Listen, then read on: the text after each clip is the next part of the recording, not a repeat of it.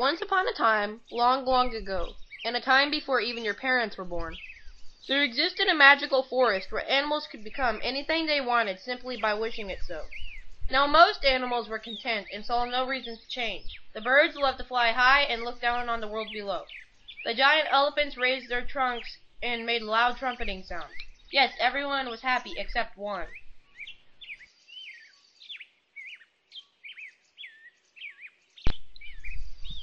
Deep within the forest, there lived a creature. Now he was no ordinary creature, for just like the other animals, he had a wonderful gift. He had been given the gift of kindness. And although this was the most important of all the gifts, the creature was sad because he thought he wasn't special. So while the other animals enjoyed their days running, jumping, and swimming in the magical land, the sad creature wandered through the forest all alone.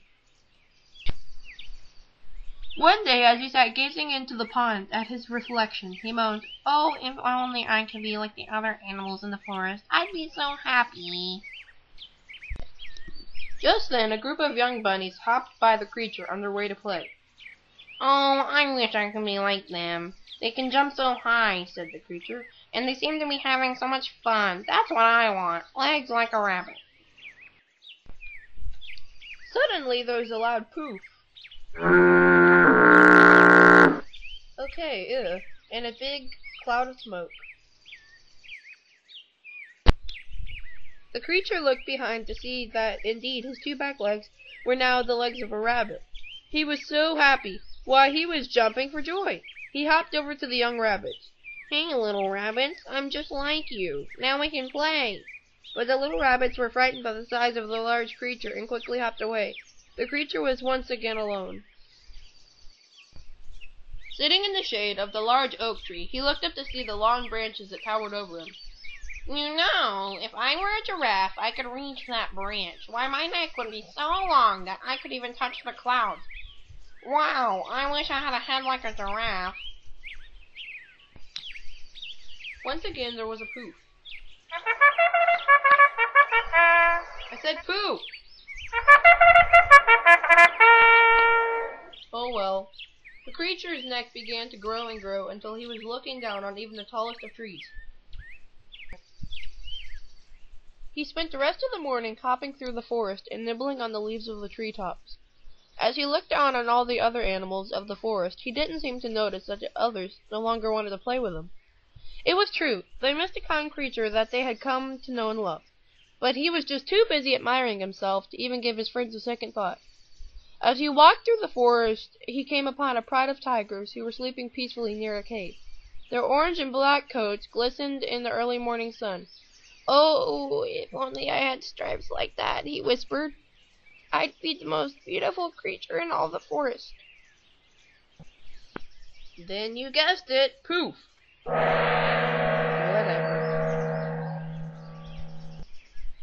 "I am the most gorgeous and magnificent creature of all the land.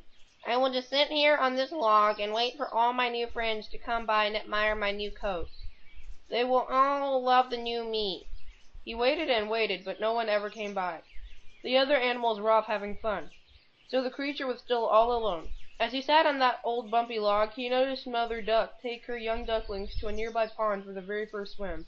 "Now that's what I need, webbed feet like a duck. I've always wanted to learn to swim, and if I had duck feet, I could paddle the day away in that pond." Okay, I think it's time for another poof. Somehow in an annoying way, I expected that. The creature headed straight for the small pond. Okay, this actually took quite some time, because he had to hop, then waddle, hop, then waddle, hop, then waddle. When he did finally reach the water, he was tired and thirsty. He bent his long neck down to take a sip of the water and fell head first.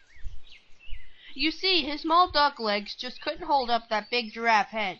Oh, how silly he looked, splashing around in that water with his long giraffe head and his big rabbit feet and that body of a tiger.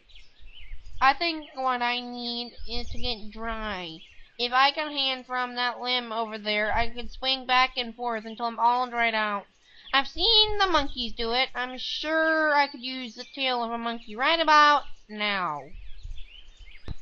Once again, poof!